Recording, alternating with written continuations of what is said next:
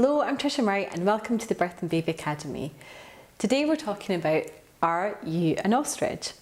And at the end of this, I welcome you to go to birthandbabyacademy.com and download my free pregnancy roadmap, which is a step-by-step guide to help you at every stage along your pregnancy so that you can prepare for a positive birth. So let me ask you, are you burying your head in the sand? Maybe you don't feel that you need to prepare for your birth. And maybe you just think it's for all those earth mothers out there. They're the only people who are really interested in hypnobirthing and positive birth preparation.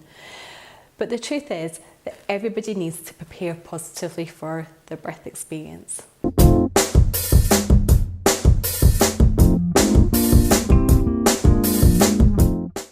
So are you one of the ostriches? Are you burying your head in the sand?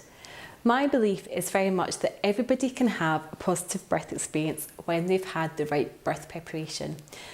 The majority of clients that I see in my birth trauma clinic post-birth, or the clients that I work with on their second or subsequent pregnancies and births, are those women who haven't prepared fully for their birth experience. They've possibly gone to some antenatal classes and they've possibly done some hypnobirthing and they've tried little bits here or there to prepare, but they haven't holistically prepared for everything. So to increase your chance of having a better birth experience, you need to educate yourself on a number of things. You need to be educated physically, mentally and emotionally, as well as being educated on the maternity system and how to use the maternity system so that you can make the right choices and decisions for you and your family. When we prepare, it's a bit like we have to think about how marathon runners prepare for a big marathon. They prepare emotionally, mentally and physically. They work to build up their stamina and their strength. They work in a positive mindset. They eat well, they limit their alcohol, they don't drink, because they know that that preparation is key, and they look after themselves by going to see physios and going for a regular massage or anything else that they know will help to keep them in tip-top shape.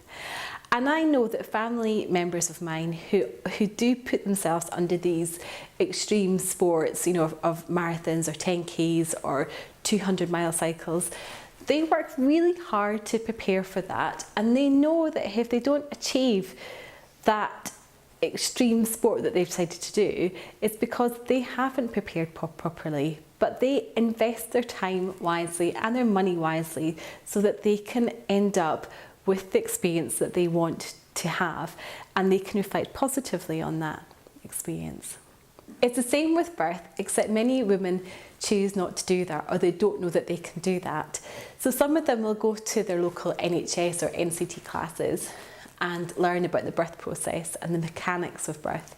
And some might end up doing some hypnobirthing classes or reading various books or some blogs, and some might end up going to positive birth movement groups. But I think that you have to do all of that and so much more so that you can actually achieve the birth that you want. Some women might, for example, get a support team in place. They might have their mum or their sister or a friend. And other women, very rarely, will also choose a doula. And a doula is a bit like having a sort of personal trainer at your breast, somebody who can really support you all the way through to make sure that you're in tip-top shape, not just physically, but emotionally and mentally too, so that you can really have that positive birth experience that you deserve. But the vast majority of women don't bother preparing, or they don't know that they can prepare and just hope that it's just all going to happen. We live in a time where birth trauma rates are as high as 33 to 45%. That's the number of women who report birth trauma. It could actually be higher. Those women, they'll experience a number of things. It could be that they'll experience like flashbacks, anxiety, huge postnatal anxiety. They might feel disassociated from their body, disassociated from their baby, disconnected from their baby. A lot of the symptoms of PTSD will be there, a lot of anger, a lot of upset, a lot of shame, disgust, grief about the experience that they've had. They'll be unable to stop crying.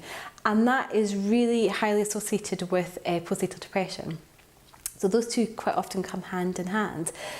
And that can last with the woman throughout her whole lifetime.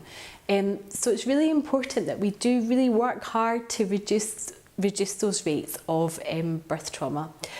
But I believe that you can do that through the right, through preparing positively for your birth experience. And that includes holistic birth preparation around your how educated you are, knowing how to navigate the maternity system, and really sort of focusing in on being physically prepared for your birth. There's nothing as certain as how uncertain birth can be. We know that, but you can plan for every eventuality and still experience that positive birth.